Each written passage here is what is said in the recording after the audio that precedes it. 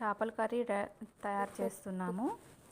ముందుగా కలిపి పెట్టుకున్న మసాలా పొయ్యి మీద పెట్టాము. తర్వాత చేపలు కడిగాము అండ్ అల్లం ఉల్లి పేస్ట్, కొత్తిమీర, చేపలు కడిగి పెట్టినవి మసాలాలో వేస్తున్నాము ఫ్రెండ్స్. ఆ చేప ముక్కలన్నీ నీట్గా కడిగి పెట్టాము. అవన్నీ మసాలాలో యాడ్ చేస్తున్నాము. లైట్గా గోరు పులుసు పోయాలి. చింతపండు నానబెట్టి పెట్టుకున్నాం కదా, అవి లైట్గా పోసామన్నమాట.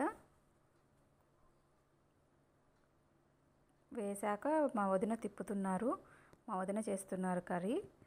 లైట్గా వాటర్ కూడా యాడ్ చేసాము. యాడ్ చేశాక ఇలా ఉంది ఫ్రెండ్స్.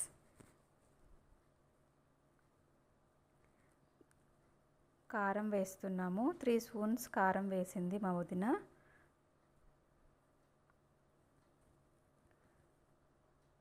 సాల్ట్ వేస్తుంది ఫ్రెండ్స్.